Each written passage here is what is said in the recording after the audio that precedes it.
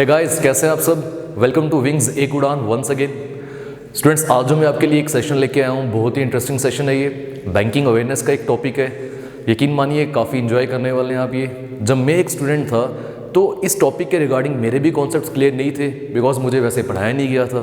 तो आप सबकी ये प्रॉब्लम दूर करने के लिए ये सेशन मैं आपके लिए लेकर आया हूँ। पूरी वीडियो देखें, पूरी वीडियो में आपको पूरे कॉन्सेप्ट्स जो हैं इस टॉपिक के रिगार्डिंग वो क्लियर हो जाएंगे। देखो, इसके लिए बस मैं ये चाहता हूँ कि आपको रिजर्व बैंक ऑफ इंडिया के बारे में हल्की सी जानकारी हो। जैसे कि आप जानते ही हैं, आरबीआई जो है that is the head of all the banks. सभी बैंक्स को आरबीआई मैनेज करता है। उसके पास एक मॉनेटरी पॉलिसी होती है जो हर 3 महीने के बाद वो लाता है और काफ़ी रेट्स में वो चेंज लाता है। तो उन सबको समझने के लिए सबसे पहले हमें ये पता होना चाहिए कि एनडीटीएल क्या होता है, net demand and time liabilities. देखो, अगर मैं स्टूडेंट से पूछूं भाई इस समय रेपो रेट क्या चल रहा है, रिवर्स रेपो रेट क्या चल रहा है, तो स्टूडेंट बहुत इजी वे में आंसर बोलता है, सर हाँ 5%, 4%, जितना भी चल रहा होता है। बट क्या हमें ये पता है ये जो 5% अप्लाई किया जाता है ये किस चीज़ के ऊपर अप्लाई किया जाता है। रेपो रेट अगर हमारा मान लीजिए 4.5% है, तो ये 4.5% ऑफ व्हाट, किस चीज़ का 4.5%, ये नहीं पता होता और हम क्रैम कर लेते हैं। तो आइए बिना समय गवाए शुरू करते हैं। देखिए, हमारे टॉपिक का नाम है net demand and time liabilities, NDTL. अब ये समझने के लिए इस टॉपिक को हल्का सा ब्रेक करते हैं, समझते हैं कि यार ये लायबिलिटीज जो होता है ये क्या होता है। देखो, लायबिलिटीज और अगर मैं रिस्पॉन्सिबिलिटी बोलूँ तो हल्का सा इसका मीनिंग तो एक जैसा ही होता है, बट उसको भी समझने से पहले हमें बैंक का बिजनेस समझना होगा। अब बैंक का बिजनेस काफ़ी ईजी है। इसमें क्या होता है, ये देखिए मैंने एक फिगर भी लाई है आपके लिए। हमारे सामने एक बैंक है। अब कुछ लोग मीन्स कि ये जो हम लोग हैं पीपल, हम अपना पैसा बैंक में जमा करवाते हैं जिसे क्या बोला जाता है, डिपॉजिट्स। और सिर्फ जो आम लोग हैं वही बैंक में डिपॉजिट्स नहीं करवाते, कुछ और इंस्टीट्यूशंस, कुछ और कंपनीज वो भी तो अपना पैसा, चाहे वो प्राइवेट कंपनी हो चाहे वो गवर्नमेंट कंपनी हो, वो भी तो अपना पैसा बैंक में लगाती है, बैंक में डिपॉजिट करवाती है। तो भाई ये सब चीज़ें क्या होगी हमारे पास, डिपॉजिट्स। क्लियर। अब बैंक ने बिजनेस करना है तो खाली ये डिपॉजिट अपने पास रख के तो नहीं बिजनेस कर सकता ना वो। उसने क्या करना है आगे जाके, इन डिपॉजिट्स को जो मनी की फॉर्म में उसके पास होगा वो आगे कुछ लोगों को ये लोन की फॉर्म में देगी, जिनसे वो क्या करेगी, जिनसे वो इंटरेस्ट जो है वो अर्न करेगी।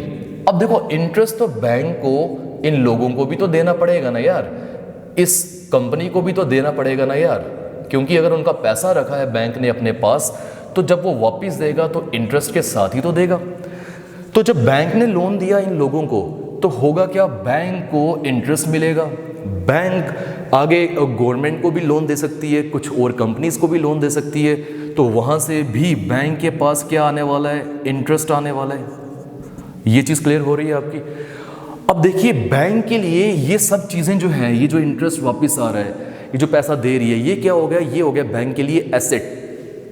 क्या हो गया भाई, this is known as asset. अब एसेट की जानकारी मैंने लास्ट वीडियो में भी दी थी, प्लेज हाइपोथिकेशन वाली। एसेट एक ऐसी चीज हो गई जो फ्यूचर में हमारे पास कैश फ्लो लाएगी। जैसे आपने एक गाड़ी खरीदी है एक, तो फ्यूचर में अगर आप उसे बेचोगे कुछ पैसा तो मिलेगा ना, कैश फ्लो तो आ सकता है ना आपके पास, that is known as asset. तो बैंक के लिए ये सब चीज़ें जो हैं, ये जो इनसे इंटरेस्ट वापस आएगा और ये जो लोन दे रहा है वो, तो ये इसको हम बोल सकते हैं ये एसेट है। तो जो बैंक लोन दे रहा है that is known as asset. अब लायबिलिटीज़ क्या हो गई, अब बैंक की तो यार रिस्पॉन्सिबिलिटी है, अगर लोगों से या कंपनी से उसने पैसा लिया है तो इंटरेस्ट के साथ वो पैसा वापस भी तो दे। तो ये बैंक की लायबिलिटीज़ है। आई होप ये क्लियर हुआ होगा। तो लायबिलिटीज़ ये चीज़ें हो गई। इसके बाद क्योंकि इसमें लिखा है net demand and time liabilities, तो हमें इसको ब्रेक करके समझना पड़ेगा कि डिमांड लायबिलिटीज़ क्या होता है और साथ ही टाइम लायबिलिटीज़ क्या होता है। देखो, डिमांड लायबिलिटीज़ क्या हो गया, ऐसे डिपॉजिट्स जो कि एक कस्टमर विड्रॉ कर सकता है अपनी डिमांड पे, एज पर हिज और हर नीड्स। जैसे ही उसे ज़रूरत पड़ेगी वो अपना पैसा डिमांड करके बैंक से वापस ले सकता है। फॉर एग्जाम्पल, आपने सेविंग्स अकाउंट में कुछ पैसा जमा करवाया है, तो देखो अगर आपको मान लीजिए 3-4 दिन के बाद नीड पड़ती है तो वापस निकाल सकते हो ना, as per your needs, as per your demand. Bank मना भी नहीं कर सकता। करंट डिपॉजिट्स, अब जो बड़े बड़े बिजनेसमैन होते हैं वो अपने करंट डिपॉजिट्स खुलवाते हैं, तो अब करंट डिपॉजिट्स में एक ओवरड्राफ्ट फैसिलिटी भी आती है, आगे देखेंगे हम। तो करंट डिपॉजिट से भी तो हम अपनी मर्ज़ी से पैसा निकाल सकते हैं। फिर डीडीज़ होते हैं, जो आप अपने कॉलेज को अगर आपने फ़ी देनी है तो हम डिमांड ड्राफ्ट्स नहीं बनाते हैं। तो डिमांड ड्राफ्ट्स भी हम अपनी डिमांड, जो हमें ज़रूरत हो वो पैसा फाइनेंशियल इंस्टीट्यूशन या बैंक से निकाल सकते हैं। ये क्लियर हुआ कि डिमांड लायबिलिटीज़ क्या हो गई। दूसरा आता है टाइम लायबिलिटीज़। अब टाइम लायबिलिटीज़ आपको नाम ही बता रहा है, ये ऐसे डिपॉजिट्स हो गए जो एक कस्टमर विड्रॉ तो कर सकता है but only after a specific time, कुछ टाइम के बाद। अब वो टाइम जो है वो मेंशन किया गया होगा जब वो पैसा जमा करवाने आएगा तब। For example fixed deposits, FDs. मान लीजिए मैंने 1 साल की एफडी करवा दी है, तो मैं 1 साल के बाद ही तो पैसा निकाल सकता हूँ ना। उसके अलावा रिकरिंग डिपॉजिट्स, जिसको हम आरडी बोलते हैं, तो आरडी करवाई जाती है, आपके मम्मा पापा ने ज़रूर करवाई होगी, तो उसमें भी हम कुछ समय के बाद ही पैसा निकाल सकते हैं। पहले अगर निकालने की कोशिश करोगे तो आपका इंटरेस्ट सारा ब्रेक हो जाएगा।